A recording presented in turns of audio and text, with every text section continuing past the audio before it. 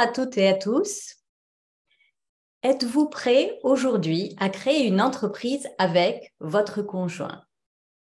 Pendant le Covid, mon conjoint et moi, nous avons décidé de créer notre entreprise ensemble. Mon conjoint vient du monde de l'industrie et des multinationales, et moi, j'étais plutôt dans la micro-entreprise. Pendant des années, il me disait « Tu n'es pas dans la vraie vie, tu es dans un microcosme ». Le soir, il rentrait plutôt déprimé des conflits dans l'usine et moi plutôt excitée par ce que je vivais avec les jeunes entrepreneurs et les startups. Aujourd'hui, je vais partager avec vous notre expérience et répondre à 3 questions que l'on nous pose le plus souvent au sujet de l'entrepreneuriat en couple. La première question qui vient à l'esprit de tous, est-ce que créer une entreprise avec son conjoint accroît le nombre de conflits? Eh bien, pas forcément. S'il y a une répartition claire des rôles et des responsabilités, ça peut aider à éviter les conflits et les chevauchements d'activités. Si en plus il y a une complémentarité des compétences, ça peut aussi aider à diviser les tâches et à optimiser la gestion de l'entreprise. Mon expertise est dans le marketing, Jalel est dans la finance, il a été dirigeant pendant longtemps et c'était tout naturel qu'il soit gérant de l'entreprise. Il y a une expérience cependant qui nous a aidés à sauter le pas.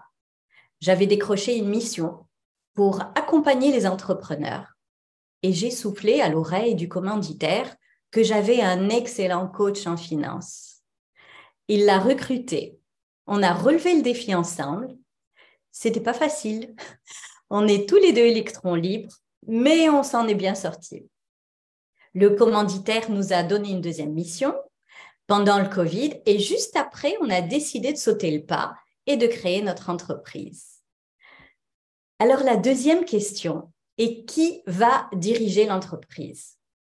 En créant une entreprise avec votre conjoint, vous partagerez la responsabilité, la charge de travail, mais aussi la prise de décision. Il est important de s'entendre dès le début sur le mode de gestion. Qui va être le numéro 1? Qui va être le numéro 2? Ou est-ce que vous allez la gérer ensemble? Jalel les représentants légal, mais on décide de presque tout ensemble. Il est très important que des règles soient bien établies pour éviter les malentendus. La confiance est la base d'une bonne communication. On doit vraiment pouvoir discuter de tout. Transparence totale. Confiance. On s'est pas mal disputé.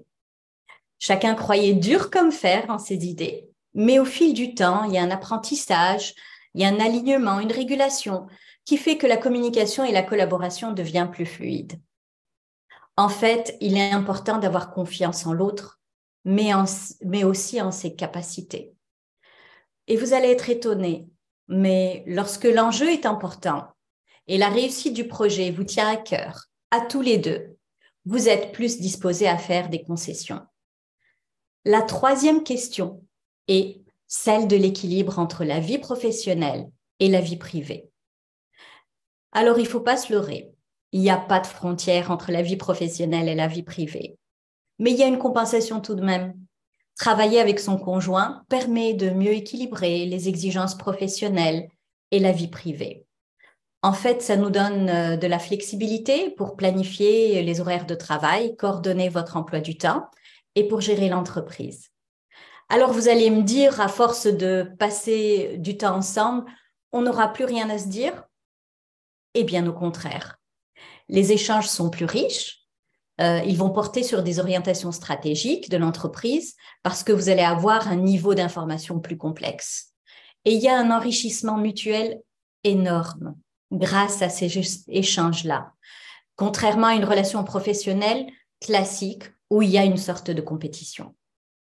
Avoir un conjoint qui partage la même vision, les mêmes valeurs, mais aussi les mêmes défis, la même passion, ça peut apporter une complicité et une satisfaction plus grande. Ayant construit votre projet de vie ensemble, votre conjoint est le plus proche pour vous apporter un soutien psychologique dans les moments les plus difficiles. Il y a un partage de difficultés, mais aussi des plus petites victoires. Relever les défis où vous êtes tous les deux impliqués est un vrai challenge. Jalel et moi, nous sommes tous les deux passionnés par ce que l'on fait et partager ensemble nous apporte une meilleure qualité de vie.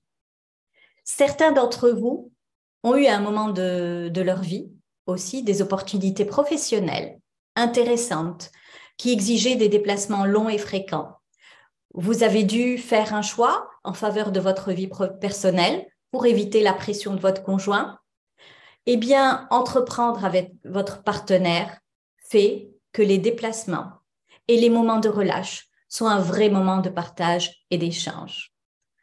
Pour les projets, Jalel, mon cofondateur, est du genre à rêver grand. Moi, je suis plutôt averse au risque. À nous deux, on fait un bon équilibre. Aujourd'hui, on a des projets en Afrique subsaharienne et à Tahiti. Pendant longtemps, j'en ai rêvé sans jamais oser sauter le pas. Alors, entreprendre à deux a contribué à briser certaines barrières psychologiques, à rêver plus grand pour l'entreprise aussi. Ceci dit, nous avons gardé chacun son bureau pour avoir chacun son espace de liberté. En résumé, ça peut être une belle aventure si c'est une volonté conjointe, mûrement réfléchie, si la relation est stable et mature, s'il n'y a pas de guerre d'ego. C'est une expérience qui est enrichissante et fructueuse pour le couple. Aujourd'hui, Jalel et moi, on est fiers du chemin qu'on a fait ensemble. C'est une alchimie qui n'obéit pas toujours à des règles rationnelles. Entreprendre en couple a contribué à améliorer notre qualité de vie. Et je pense que ce n'est pas du tout un hasard si nous avons créé notre entreprise pendant la crise sanitaire.